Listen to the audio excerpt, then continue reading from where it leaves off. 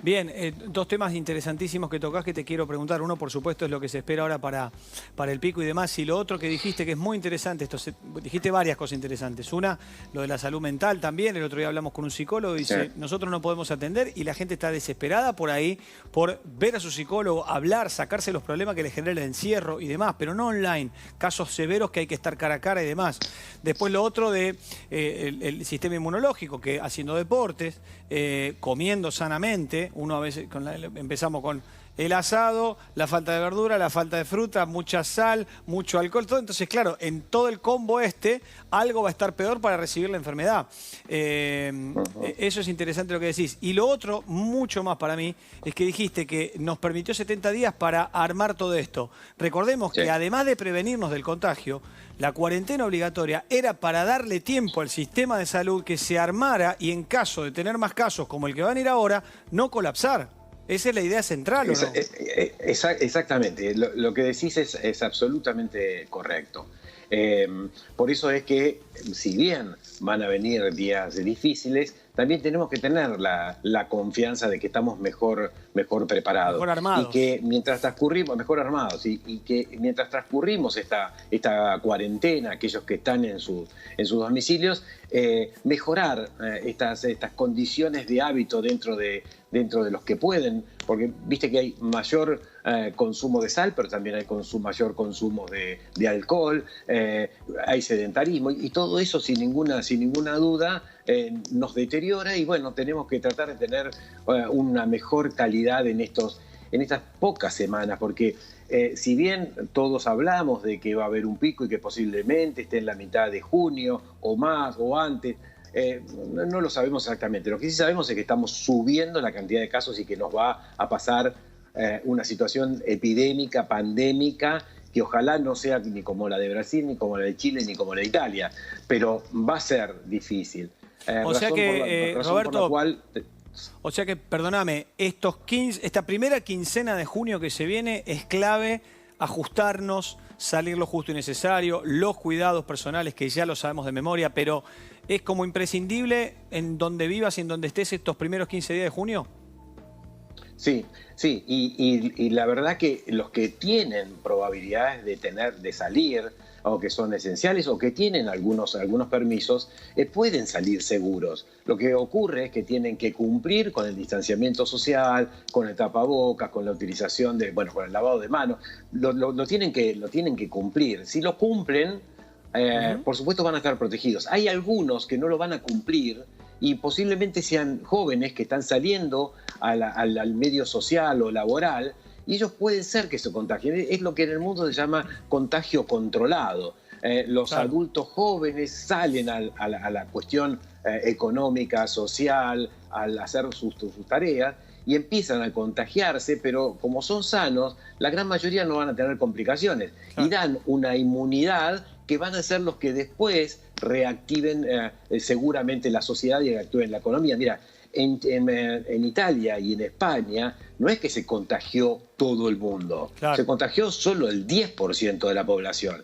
Si más se contagian, si más llegamos a que se contagien ese 10% y son jóvenes, menor probabilidad de complicaciones. Diego, nosotros llevamos 14.000 contagiados para redondear, 500 muertes y 4.000 y pico recuperados. Sí. Esos son los datos de Argentina a 70 días. Sí, exactamente. Ahora, algo que es muy importante, que tiene que ver con lo que decía el doctor, que tal vez nosotros vivimos en la ciudad de Buenos Aires y perdemos una perspectiva, que es que casi todo el país está en otra situación distinta a la que estamos nosotros, porque si no, cuando hablamos de cuarentena, pareciera que está todo el país en la misma situación desde aquel 19 de marzo.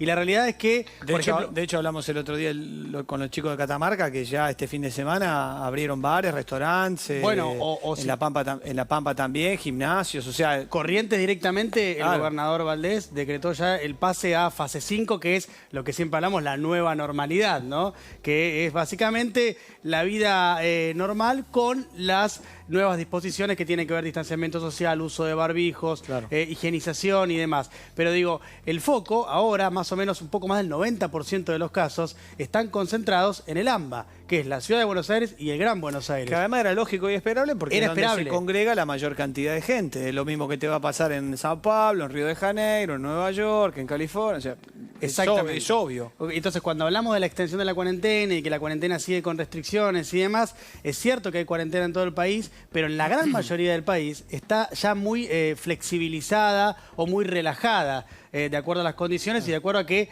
se están produciendo muy pocos casos en otras provincias. Pero acá la situación es distinta y era previsible además que pasara esto. Facundo, estaban...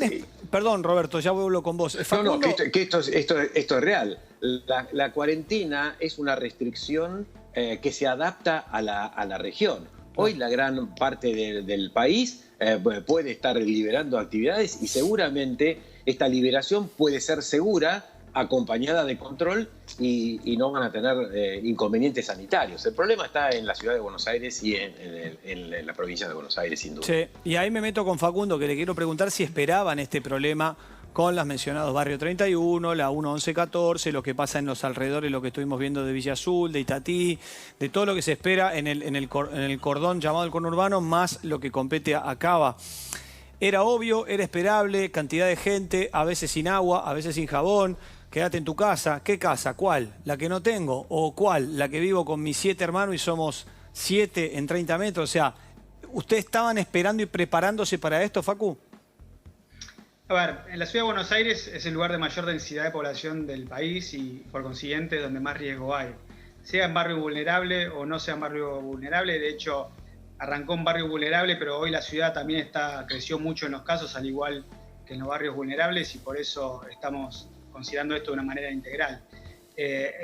Lo esperable es lo que podemos ver que sucedió en los otros países y en las otras ciudades, y en función a eso podemos prepararnos y ver imaginar lo que puede suceder acá, pero siempre dentro de un contexto de una incertidumbre tal como por ser la primera vez que sucede en el mundo algo como esta, y obviamente esperando que pueda suceder como en un país o como en otro, porque tampoco sucedió en todos los países iguales. Así que en función de la previsión, realmente uno puede más que imaginar y ver lo que hizo otros países y después ir acompañando y tomando las decisiones semana a semana en función de cómo van apareciendo los casos y en dónde van apareciendo estos brotes. Lo importante es poder tener la flexibilidad y adaptarse a la demanda que va surgiendo, porque la verdad es que no hay un camino recorrido en ningún lugar del mundo.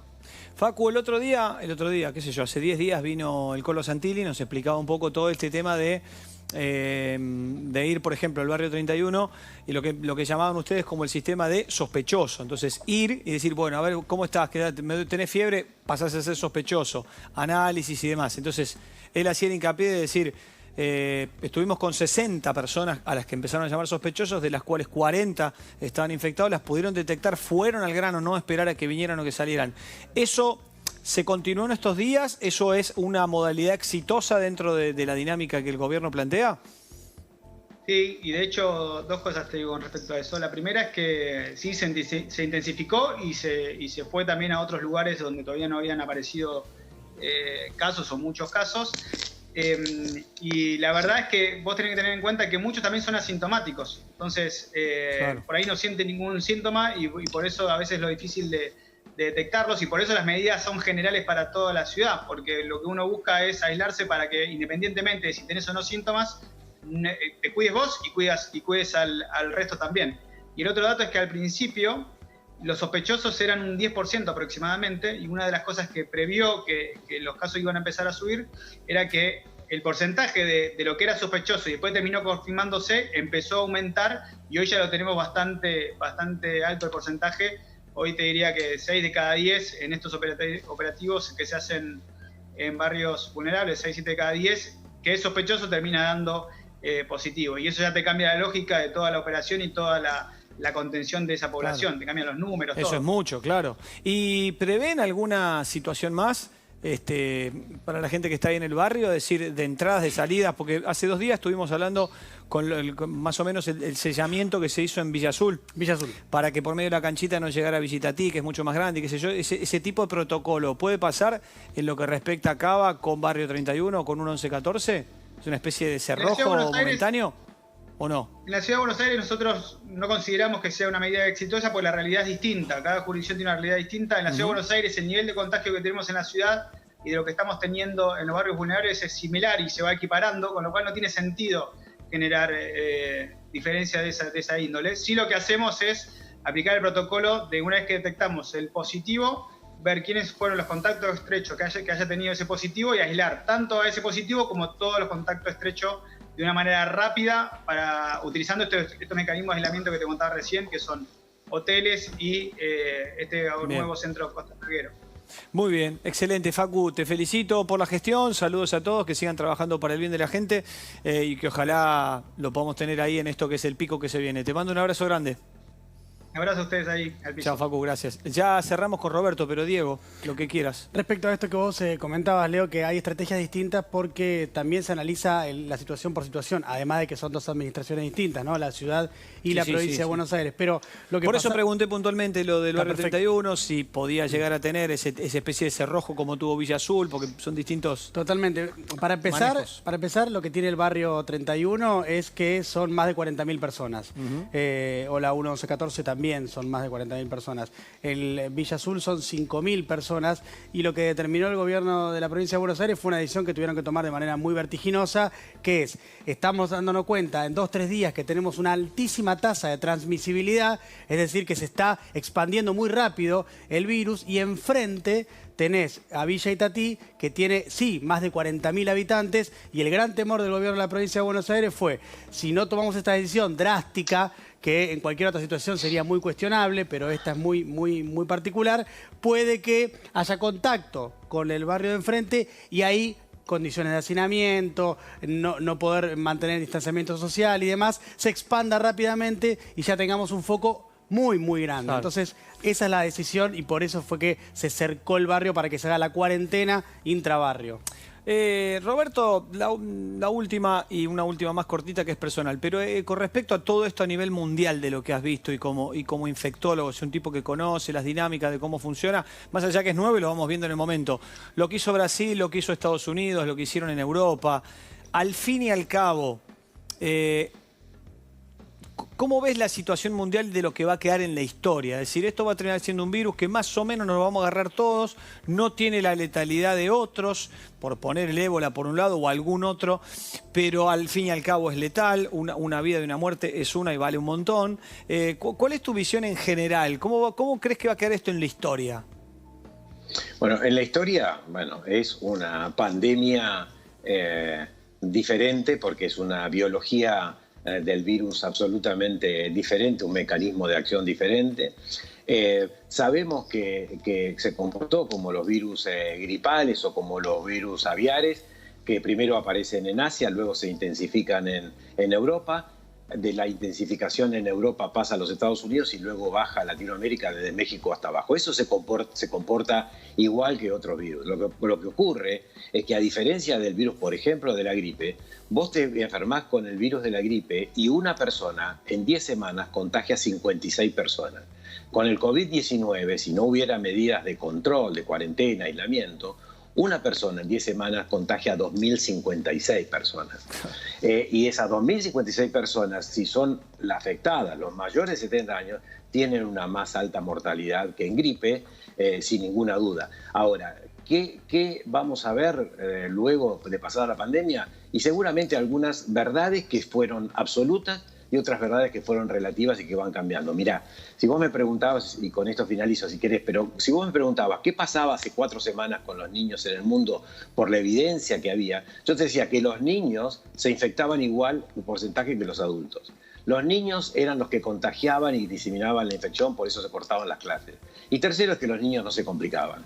Hoy, si me preguntás, basado en la evidencia y basado en diferentes estudios y participaciones internacionales que tenemos, sabemos que los niños se contagian menos. Solo el 4% de todos los casos en el mundo fueron niños. Se sabe también que los niños no son los supercontagiadores, sino que los adultos están contagiando a los niños, por las características del virus y además por las características de la cuarentena. Y sabemos que los niños no se complican, la mayoría no tienen problemas, pero que hay algunos cientos de niños que en el hemisferio norte, en Europa y Estados Unidos, están teniendo una enfermedad que es más grave y que no ocurre cuando tienen la enfermedad, sino que ocurren 2 semanas después o 3 semanas después de la pandemia. O sea, vamos a ver que hay muchas verdades que fueron relativas y muchas que fueron absolutas. Pero eso solamente después que pase la película vamos a poder ver los datos y vamos a poder sacar conclusiones de si esta pandemia fue absolutamente diferente a otras pandemias que han aparecido. Bien, el tiempo nos dará el panorama de cómo queda colocado en la historia. Doctor, me imagino que se compró una cinta y con esto me fui. Me imagino que está corriendo en una cinta. No tuve tiempo. Un maratonista, no tuve tiempo, tuvo 70 días, sáquela en cuota, doctor. 18 cuotas. Sí, pero hay mucho trabajo además. No, ya sé, pero yo quiero que usted corra porque si no... Sí, sin ninguna duda. ¿Por eso? Mira, es absolutamente, y para la familia también, que entre paréntesis, la familia te manda un mensaje de agradecimiento por lo que haces por los animales, así que aprovecho este momento para agradecerte de parte de la familia. Muy amable, por el Pocas Pulgas. Beso grande para toda tu familia, Roberto, muy amable, un placer conocerte, ¿eh? Bueno, gracias a ustedes, que tengan buenas noches. Muchas gracias, excelente, muy bien, me encantó, Dieguito. Muy bueno. Muy buen informe, muy bien, Roberto, muy bien, Facu, excelente todo de lo que se viene, hay que cuidarse aún más.